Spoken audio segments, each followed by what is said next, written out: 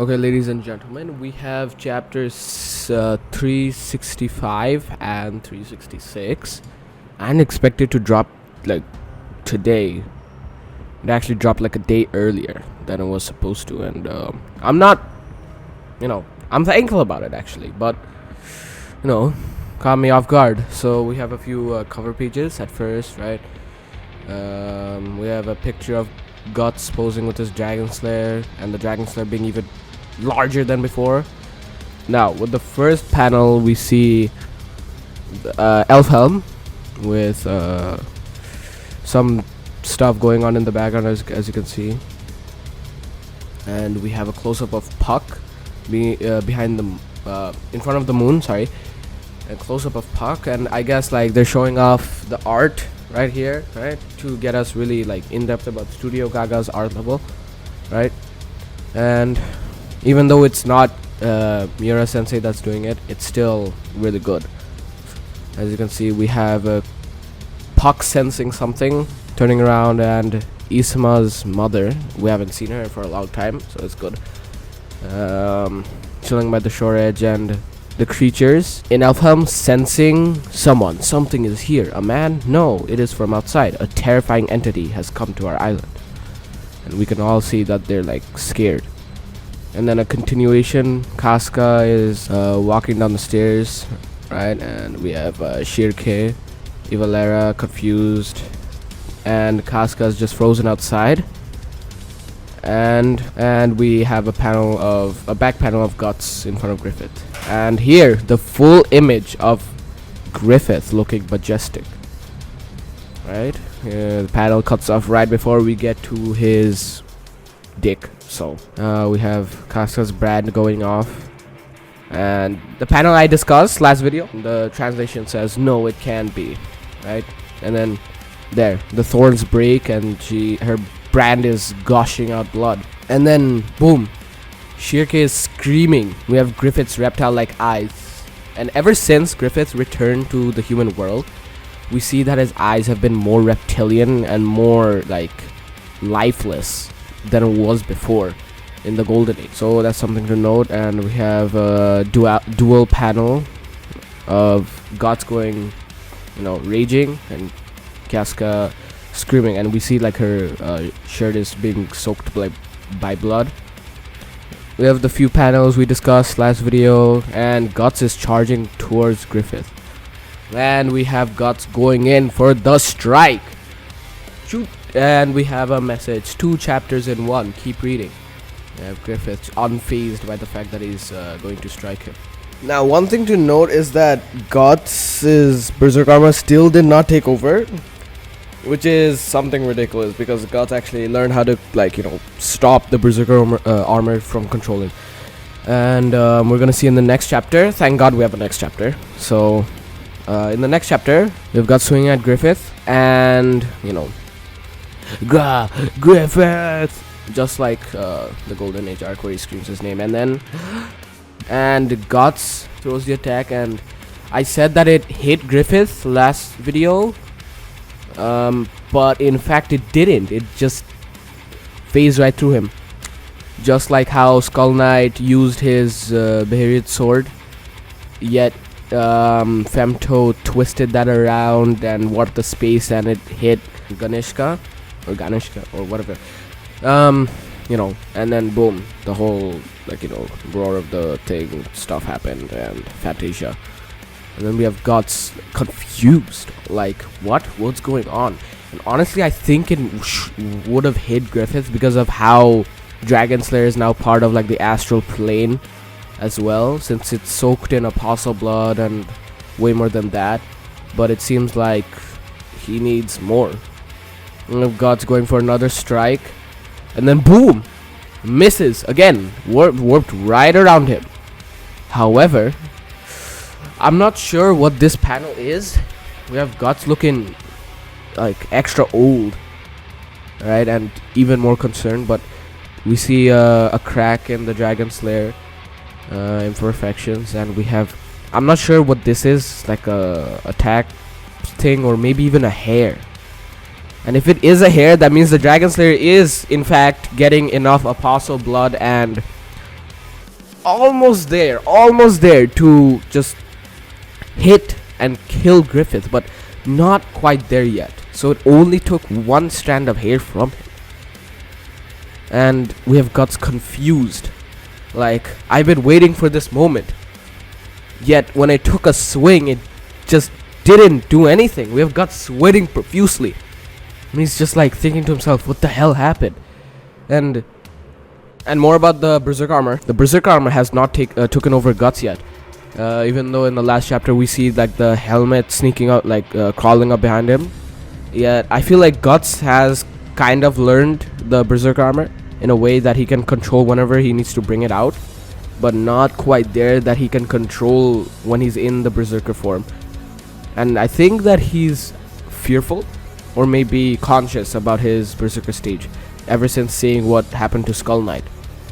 The end of a foolish king, as Skull Knight said himself. If Griffith just looking back, looking smug. Wow, it pisses me off. And we have Guts laughing like a maniac. Ha ha ha ha ha. And then he goes crazy again. He keeps on swinging and swinging and swinging, but nothing hits. And then it switches over to Shirke's perspective. In her astral form, we see like the immense awe that is that Griffith's showing off. We see his form in the astral plane, and we see his hair. Someone's here. Could it be? And then Farnese shows up suddenly, and even Shirke is wondering how'd she show up. Where was she? Last time I saw her, I'm not sure, but I'm pretty sure she was in the house. But even she asks Farnese, "What are you doing here?" And she says it's not important right now, so we might get an explanation later or not at all. And we have a description from Shirke that it's a maelstrom, a force which draws in and swallows everything around it. And I guess that fits Griffith's character, as he just takes everything from everyone in order to lift himself up, just like how he sacrificed the Band of the Hawk and became Femta and all that stuff. So Farnese and Shirke are doing a spell to return to the physical world, and we see that in this panel. We can see them just chilling and talking, and we also have Kiaska is just like gone. She's knocked cold out, and they're wondering what's happening to Guts, and Guts is just confused as again. And then we have this like gust of wind or something that's covering them. We have them worrying about Guts, and then Puck notices that something's going through the Tree of Light branches. The Pucks notice that something is going through the Tree of Light branches, and then boom, a rip in the branches, and we see something come out, and by the shape of him we can already tell who it is. And then boom, he skips past Puck, and Puck is barely able to notice him. And then we see his claws going down on Guts. Guts barely dodges by swinging the Dragon Slayer in a way that it launches him. And then boom, the final panel where Guts is taken aback by Zod's fucking appearance. Yeah. Well, Zod's looking a bit weird, but I don't mind that. At least they're trying. The art's still fucking good. No, don't get me wrong. It's like he looks a bit fatter, but I'm not judging the art. Over time, they're gonna learn more like Sensei's art style, right, and refine it to the point where it's almost indistinguishable, hopefully. And people have theorized that Zod will come to Griffith and rescue him, and well, that theory tends to be true, right? Zod is always there when Griffith's there, watching him whenever he's in his weakened form, right? And by the appearance of Zod, it might be also might be hinting towards the fact that other like members of the new Band of the Hawk might appear and destroy Elfhelm, which is why I feel like there are 4 chapters left of Elfhelm if you're counting 365 and 366. So there has to be a reason why they just leave such a peaceful place, and that's this. And another thing I notice when Zod comes out is like pretty much the exact same as when Ubik comes out in the Golden Age movies, right? It's like he pops out and then boom. So, well, yeah, now it's to be continued for the next issue. I'm not sure when that will come out. And I'm just thankful that there is another Berserk chapter. Can't wait for the next one. And these chapters were action packed. I'm not even gonna lie. We're gonna have next chapters. I'm probably thinking that they're gonna run, right? Since Guts can't attack, and also the fact that Skull Knight is here. And Skull Knight is probably going to show up and attack Zod or Griffith, and he's probably gonna fail again. Remember, there's after this arc, it's the last arc, the final arc. So that's to see. And then, well, someone might just die here. Someone might just die here. Who knows? And I'm not gonna say, I'm not the first person to say this, and definitely not the last person to say this, but you know, Real Life Ryan, another Berserk YouTuber, he's been talking about how the Dragon's Lair will be covered in Behirits and become something else, perhaps the God Slayer, right? Where it's like on the same level as the Sword of Actuation, or actually even higher. If that's true, then I feel like there's a chance of taking down Griffith, but I don't feel like that will happen, you know? I don't feel like Guts killing Griffith will happen, and a lot of other people says that as well. I feel like another way Griffith will be defeated, but not in the way that everyone expects it. But definitely not Guts killing Griffith.